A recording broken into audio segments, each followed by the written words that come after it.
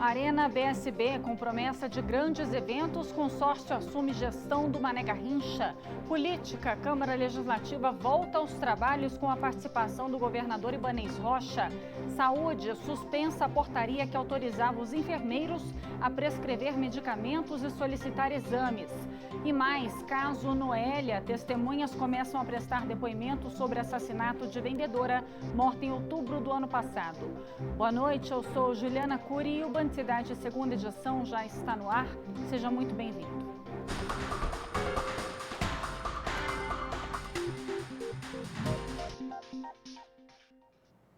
A gente começa essa edição falando do bilionário estádio Mané Garrincha.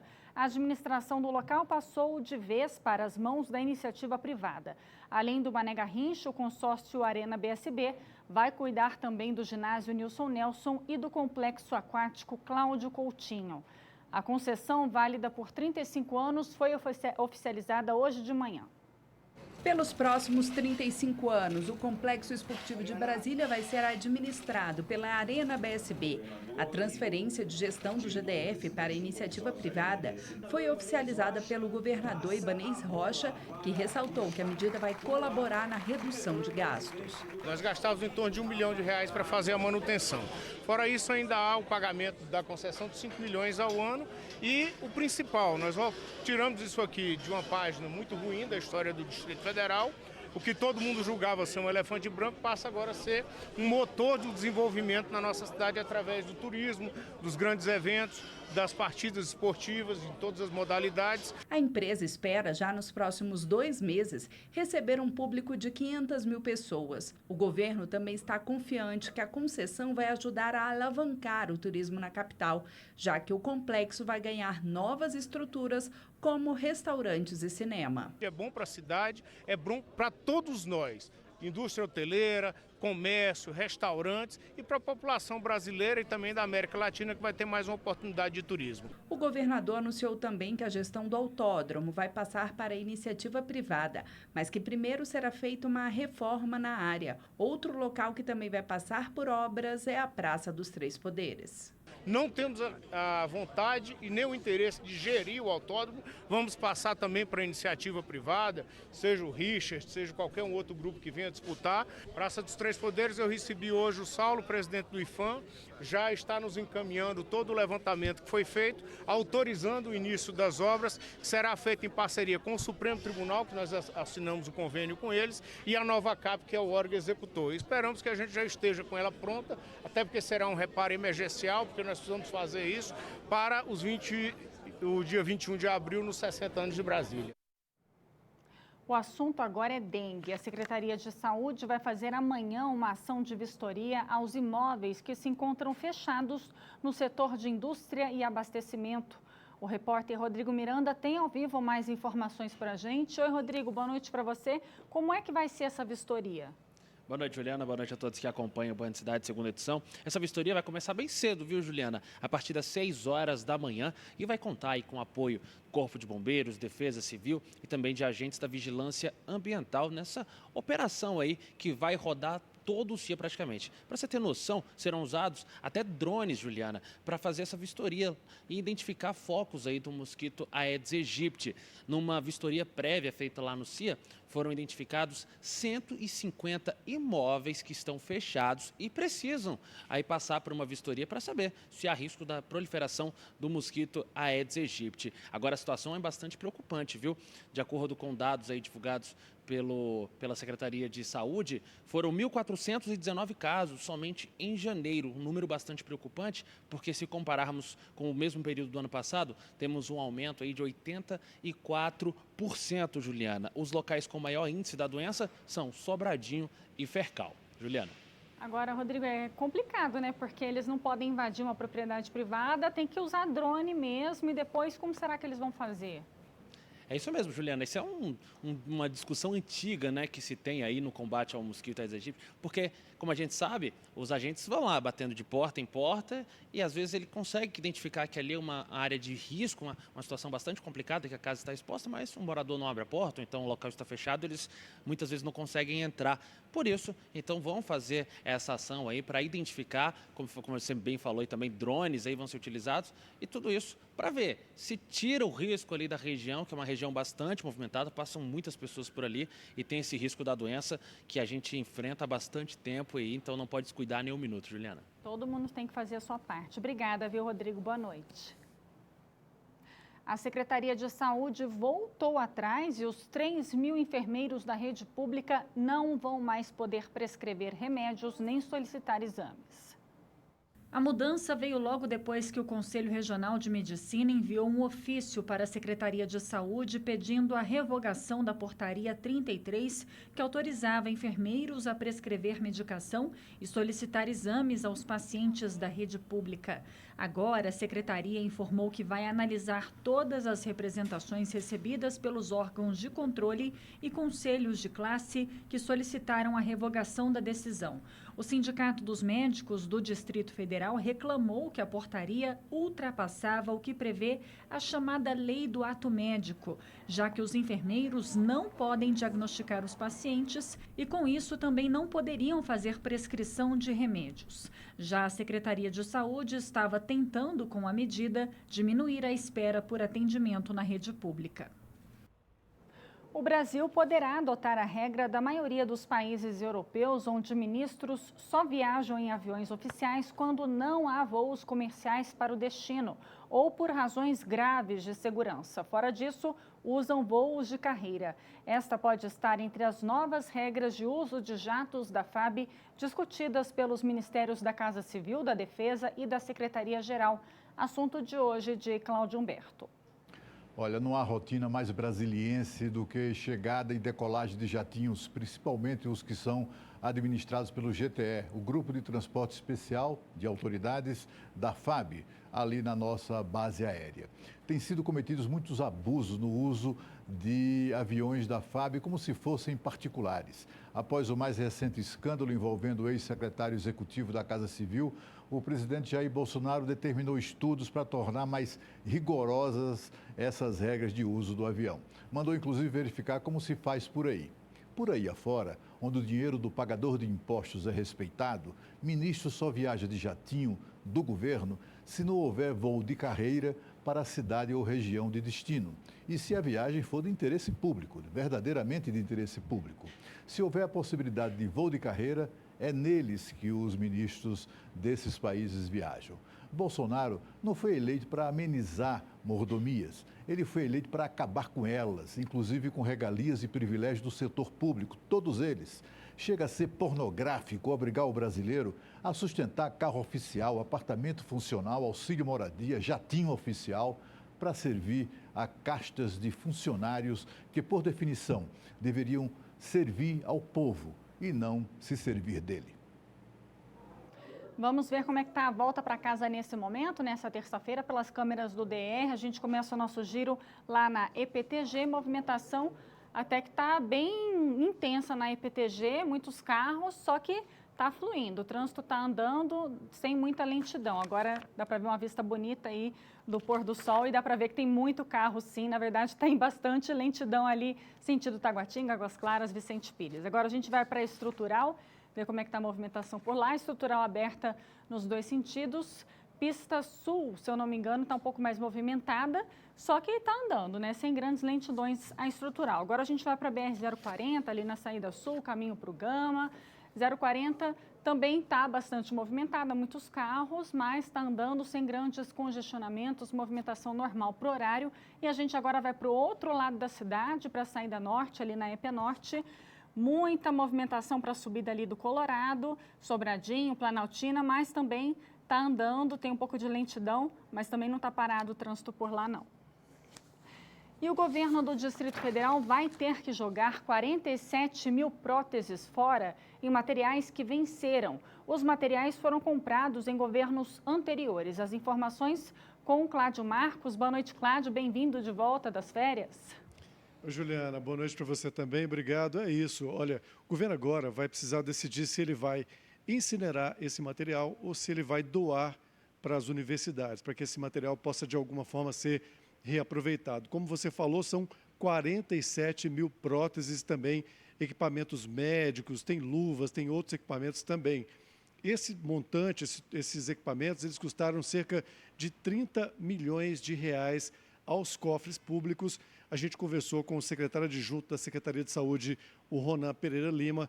Ele disse que esse material já estava vencido, que o governo atual não tinha mais condições de usar esse material. E de quando esse material foi comprado, a entrega foi feita, Juliana, num prazo muito curto, ou seja, uma quantidade muito grande de material entregue num período muito curto. Então, esse material acabou perdendo, vencendo, e agora, infelizmente, vai ter que ser dado uma nova destinação. A gente lembra que uma prótese de ombro, por exemplo, Juliana, custa cerca de 40 mil reais. Bom, o que diz a defesa do ex-governador Aguinello? Afirmou a reportagem que não é possível se manifestar sobre fatos que envolvem aí dois governos depois do governo dele. Já a defesa de Rodrigo Hollenberg diz que o governo dele cumpriu 85% das exigências aí do Tribunal de Contas. Juliana. Obrigada, Cláudio. Boa noite para você. Vamos falando agora de insegurança no Uber, né? Mais um projeto de lei chega à Câmara Legislativa voltado justamente para essa categoria, para esses motoristas. As informações agora chegando com o Leandro Aislan, direto do estúdio da Band News FM. Oi, Leandro, boa noite para você. Boa noite para você também, Juliana. Boa noite a todos, né? Esse projeto de lei prevê que empresas implementem a identificação facial dos passageiros e também a possibilidade de escolher o gênero do condutor, né? Se o passageiro quer ser conduzido aí por uma mulher ou por um homem.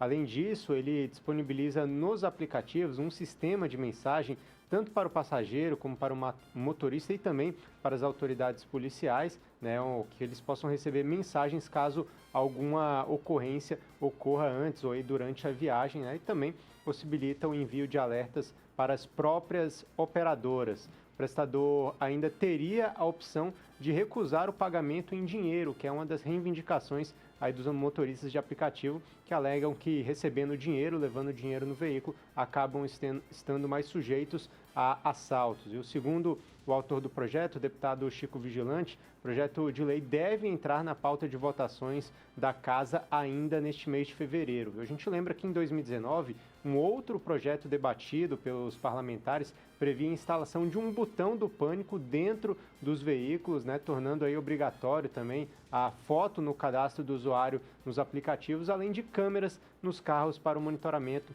das viagens e o rastreamento via satélite. O projeto acabou não indo adiante. A gente lembra aqui que em janeiro, apenas neste mês de janeiro, no mês passado, 2 motoristas de aplicativo foram assassinados aqui no Distrito Federal e ontem mesmo outro motorista de aplicativo foi assaltado aqui na capital do país. Complicado. Obrigada, viu, Aislan? Boa noite. Boa noite, Juliana. A gente segue falando da falta de segurança envolvendo os aplicativos de transporte. O assunto voltou à tona nos últimos dias, depois dos assassinatos recentes de 2 motoristas aqui no DF em menos de 2 semanas. A cada aviso de uma nova corrida, os profissionais são tomados pelo medo e desconfiança. E os números só reforçam essa sensação de insegurança. No ano passado, foram registradas 109 ocorrências de roubos. Para especialistas e trabalhadores do setor, as empresas deveriam investir mais em ferramentas de segurança. O Francisco é motorista de aplicativo há 4 anos. Durante esse tempo, ele já perdeu as contas de quantas vezes teve medo de ser alvo de bandidos. Já tive algumas tentativas, né, no caso, nas regiões de Samambaia, Recanto das Emas, onde, na verdade, você não tem, né, uma visibilidade bem do teu passageiro, não sabe dizer ao certo quem você está levando, se a identidade bate com o nome que está no aplicativo. Inclusive, nas 2 últimas semanas em que 2 colegas de profissão foram mortos enquanto trabalhavam, ele mudou a rotina. O Francisco acabou reduzindo o volume de viagens e adotou outras medidas de segurança. Eu chego 100 metros antes do passageiro e já informo que cheguei. Para mim é vistoriar o tipo de passageiro que eu vou levar. Se eu sentir segurança, eu levo. Se não, eu peço desculpas e informo realmente que não me transmitiu segurança o suficiente para que aquela corrida desse continuidade. Somente em 2019 foram registradas 107 ocorrências de roubo com restrição de liberdade de motoristas de aplicativo. Esse especialista em segurança faz análise de um dos fatores que tem contribuído para esse alto índice de crime. Você tem uso de dinheiro, você tem uso de cartão e você entra em áreas reconhecidas como áreas de risco na cidade de Brasília ou em qualquer cidade tem áreas de risco. Então, a circulação em áreas de risco com pessoas estranhas entre si faz com que haja um risco maior. Ela acredita que, além do cadastro dos passageiros, é necessário também que seja disponibilizado um botão de pânico para que os motoristas possam acionar caso se sintam inseguros. O que os motoristas de aplicativos querem, eu acho que é fundamental, vinculado diretamente à polícia e que seja de fácil acesso discreto, ou seja, para que a pessoa, de fato, consiga uma chance de se livrar de um roubo, de um assalto ou de uma morte. Se tivesse uma opção na qual você pudesse apertar um botão ali e acionar alguma viatura mais próxima ali, acredito que teria mais segurança para os motoristas rodar. Por meio de nota, o Uber informou que a segurança é prioridade para a empresa. O aplicativo já está usando uma ferramenta com algoritmos para identificar viagens consideradas arriscadas. Já a empresa 99 informou que investe em sistemas preventivos e ferramentas de proteção. Durante o trajeto, câmeras de segurança e compartilhamento das rotas estão disponíveis e ainda há uma central telefônica 24 horas para emergências. Agora o assunto é coronavírus. O voo da FAB que vai buscar os brasileiros na China vai sair amanhã da base aérea daqui de Brasília e retorna no sábado. Os brasileiros vão ficar em quarentena na base aérea de Anápolis, em Goiás. Hoje também o Ministério da Saúde anunciou que estão em investigação 13 casos suspeitos da doença no país. Os 13 casos suspeitos de coronavírus estão em 4 estados: Rio de Janeiro, São Paulo, Rio Grande do Sul e Santa Catarina. Ainda de acordo com dados do Ministério da Saúde, 16 casos da doença já foram descartados. O governo declarou emergência de saúde pública, mas apenas para agilizar possíveis questões administrativas. Reiteramos, não temos nenhum caso confirmado no Brasil, mas dada a conjectura da declaração de emergência de saúde pública de importância internacional, entendemos que era necessário fazer um ajuste para poder dar celeridade aos processos, mas é basicamente uma atividade no âmbito administrativo, não tem nenhum impacto no âmbito epidemiológico. Dados divulgados pela Organização Mundial da Saúde apontam que mais de 20.600 casos foram confirmados no mundo, dos quais 20.400 estão na China. Até o momento, mais de 420 pessoas morreram por causa da doença. Nesta terça-feira, o presidente Jair Bolsonaro enviou ao Congresso Nacional um projeto de lei que define as medidas sanitárias para enfrentamento do coronavírus no país e as regras para a repatriação e quarentena dos cidadãos brasileiros que estão na China.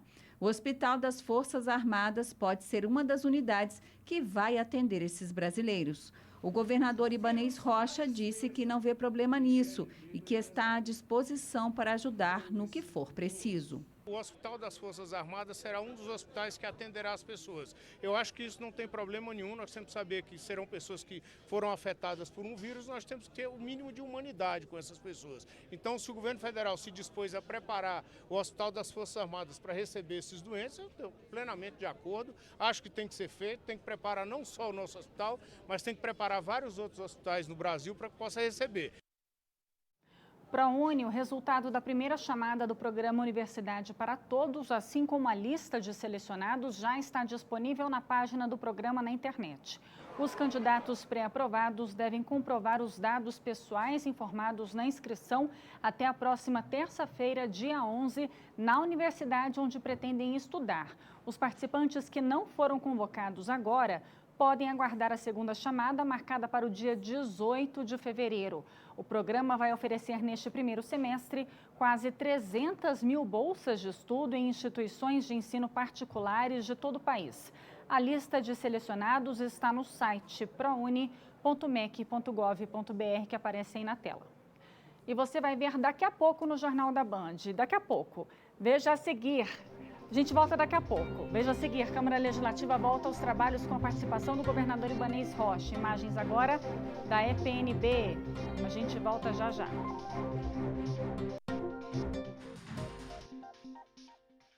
A cozinha de uma creche na Estrutural ficou destruída depois de um incêndio nesta madrugada. A instituição, criada por uma ex-catadora de lixo, atende mais de 50 crianças carentes da região e agora precisa de ajuda para conseguir continuar o trabalho voluntário voltado para os pequenos de 6 meses a 7 anos de idade. A creche Família Nova Esperança, que funciona há quase 3 anos na Estrutural, amanheceu assim, com parte da estrutura destruída. Por volta de 1h, 1h10, eu escutei uns estralos. E aí eu falei para meu esposo, vai lá na creche que talvez tenha alguma torneira aberta e possa ser água, né, que está enchendo lá na creche. Quando ele veio, ele me gritou, levanta, que é fogo. A Marliane é a dona do local e mora na casa que fica no fundo da escola. Ela revelou que entrou em contato com o Corpo de Bombeiros, mas que os militares não atenderam a ocorrência. Foi contando mais uma vez com a solidariedade que as chamas foram apagadas. Os vizinhos ajudaram no combate. Cada um trouxe um balde de água, né? E conseguimos apagar o fogo. Ela acredita que o fogo pode ter sido causado por uma vela acesa deixada em cima de uma geladeira. Foi justamente a cozinha que ficou mais destruída. A unidade atende 50 crianças de 6 meses a 7 anos. A inauguração havia sido marcada para a próxima semana, mas por causa do incêndio desta terça-feira, os planos agora são outros. Precisa de ajuda para os móveis, né? Porque não tem mais geladeira, não tem mais fogão, que a gente se junta e aí a gente faz a reforma para a gente começar ainda ao término desse mês, né? A creche cuida gratuitamente dos filhos de catadores de lixo e funciona na quadra 37 da Chácara Santa Luzia com o apoio de doações. Judiação. Quem puder ajudar a creche pode ligar no 982660123. Já sobre a falta de atendimento do Corpo de Bombeiros, denunciada pela dona da creche, a corporação disse que a equipe chegou ao local do incêndio, mas por conta das ruas estreitas, o caminhão não passou. Os militares tiveram que esperar um carro menor, mas ao chegar no local, o fogo já havia sido apagado. Os bombeiros estiveram lá nesta manhã e foi feita a perícia que vai identificar a causa do incêndio. E olha, em sessão ordinária, a Câmara Legislativa retomou as atividades nesta terça-feira. O governador Ibanez Rocha esteve lá, acompanhou a sessão e disse que a prioridade para 2020 será alavancar a economia do DF. O ano de 2020 começou oficialmente para os deputados distritais. Em uma sessão ordinária, presidida pelo presidente em exercício da Câmara Legislativa, Rodrigo Delmasso, a reabertura dos trabalhos da casa foi marcada pela inauguração do painel eletrônico. E o que não vai faltar esse ano para os parlamentares é trabalho, já que muitos temas que afetam diretamente a vida dos brasilienses precisam ser debatidos e votados. Eu acredito que 2 projetos que ficaram, que eram do ano passado, que podem ser votados esse ano. Um é o de alteração de uso do SIG, que vai ampliar o uso, né, dos prédios comerciais do SIG. O outro é a nova legislação das antenas de celulares, que vai colocar Brasília na rota da tecnologia 5G. Acredito que nesse primeiro trimestre são os 2 projetos prioritários que a Câmara deve se debruçar para fazer as votações, até mesmo porque nós não podemos perder o título de ser pioneira no país da implantação da tecnologia 5G. Os parlamentares também vão ter que tomar uma decisão sobre o projeto do governo que pretende retirar a obrigatoriedade de que 50% dos cargos comissionados sejam ocupados por servidores efetivos. As privatizações propostas pelo GDF também serão analisadas. Mas nesse início de ano, a primeira pauta dos distritais será o reajuste das passagens do transporte público. Eles devem votar um decreto legislativo para barrar o aumento. A expectativa é positiva. Esse PDL precisa ir a plenário para a Câmara Legislativa se posicionar em relação a esse aumento. Já há um consenso nessa casa que foi um aumento abusivo, um aumento equivocado e que não foi dialogado com a sociedade. Então a Câmara precisa se posicionar. E para se posicionar a gente tem que aprovar um PDL que susta o aumento do governo. A oposição espera um ano mais difícil. A ideia é acompanhar de perto as propostas de privatização do metrô e da SEB. No dia 19 próximo, nós vamos fazer uma audiência pública e o Sindicato dos Urbanitários vai apresentar uma proposta de recuperação da SEB sem necessidade de privatização. E é isso que nós estamos apostando. O governador Ibanez Rocha acompanhou a sessão na Câmara Legislativa. O chefe do Executivo falou sobre os avanços na saúde e da previsão de entregar ainda este ano o Hospital Centro-Sul no Guará, o Hospital Materno-Infantil da Ceilândia e mais 7 novas UPAs. Ibanez agradeceu o apoio dos parlamentares para a abertura 24 horas das delegacias e no combate ao feminicídio no DF. A expectativa é que o GDF envie à Câmara Legislativa projetos com o objetivo de gerar emprego e renda para melhorar a economia na capital. Temos uma obra importantíssima que nós estamos caminhando agora para solucionar, e é um assunto que eu tratei durante a campanha, que é a questão do Polo JK, onde não existe asfalto, não existe energia, nós conseguimos agora fazer as licitações para resolver o problema do Polo JK, assim como da ADE do Gama e outras ADEs que estavam abandonadas. Então nós vamos dar estrutura para os empresários também, para que eles voltem a contratar, voltem a crescer. Veja a seguir, caso Noélia, testemunhas começam a prestar depoimento sobre assassinato de vendedora morta em outubro do ano passado. Imagens agora da ponte JK, a gente volta daqui a pouco.